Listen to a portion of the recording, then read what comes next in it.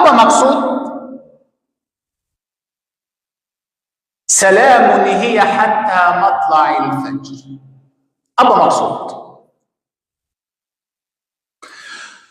Para jemaah, bukan hanya maksud ini keamanan alam sahaja. No, bukan.